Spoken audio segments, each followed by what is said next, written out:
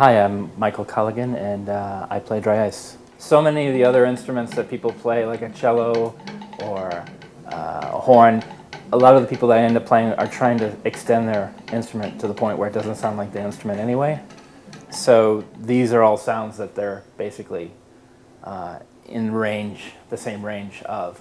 And so it's not a, I think a lot of people are shocked at the different sounds that are able to come out of it. But most people don't, there have been a few people that have been worried about the danger of dry ice. I think it's more the unknown for them. They don't know what it is. They're worried if they get their cigarette too close to it or something, it's going to explode. It's just not knowing what dry ice is. Basically, the way I do it is that there's a certain, each piece of metal has a certain range that from playing with it, I know kind of what might happen. But there's, like with the tea kettles, I have a little more control about, I know I can get a tone to work and stay and just kind of hover out there. But it surprises me sometimes, there's surprises along with everything. But you basically kind of have a certain general area that you know is what kind of sound is going to be created by the metal. And then, so that way when I'm improvising, I know, well, I'd like to use this sound, or maybe I could try bringing this sound in. And so I have an idea of what it's going to do. Now there's a lot of times what I like to do is also just let the metal do its own improvising by itself. I know what's going to basically happen, and I'll let the improvisers work with the metal as it goes. Like for instance, if I took this plate, I dig it in. Hopefully it'll do something because it's not super hot right now.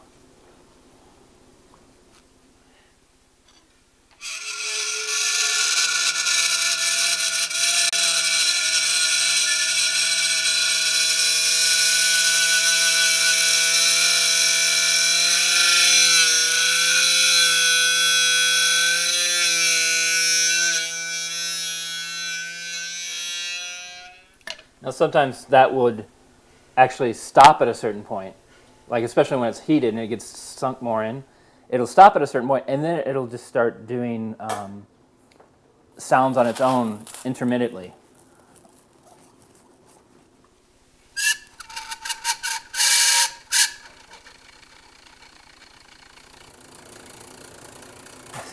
You can kind of get that moped idling sound there.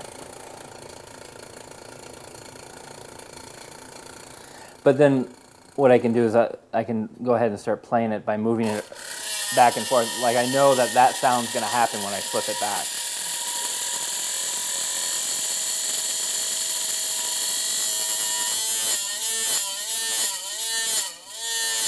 For instance, like that.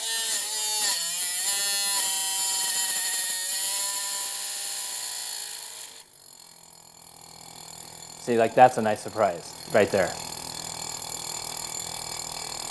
I love that sound.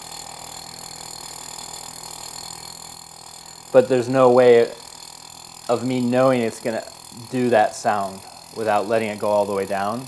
Because it depends on how it's lodged into the ice. There's been times like I just played a gig overseas, and they had these metal pieces for joining wood together that I'd never seen at a hardware store here. And I really wanted to try one, and they were like, "Sure, go ahead and grab it." So I used it for the performance that night, and I've added it to my repertoire of objects. I usually just let the sound person put an overhead mic over it, and just kind of pick it up that way.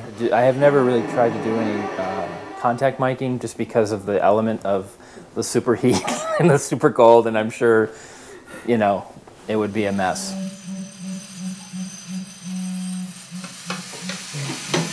The most difficult thing actually is touring and having to find it. That is kind of, I always try to get the promoter to get it ahead of time, but a lot of times they, it's not something that normally get. So I get everything from, giant block, that I only need a section of, to thin sheets that are kind of useless, because I just destroy them once I start pressing any metal into them. But normally, so now I try to make sure that's clear what I need as far as the size and everything. But different places, different countries make it different ways. I'm going to attempt to organize a European tour of some sort.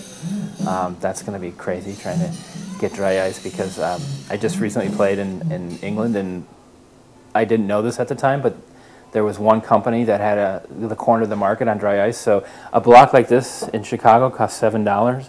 But in England, it's $75. The same block. No, nothing special or different about it at all.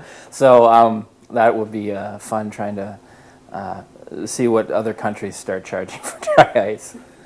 In England, it was a pharmaceutical, medical group that coordinated their monopoly on it. So, you know, and this is used for, you know, moving hearts and other things too, you know, so it's used to keep organs cool and other medical bacteria, whatever, I don't know. This will probably be around for tomorrow afternoon.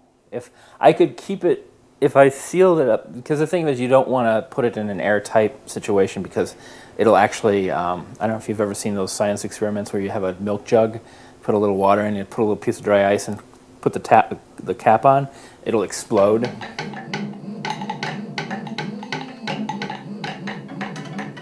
In the realm of where I play anyway with improvisers, you know, it's, you know, people have weird things.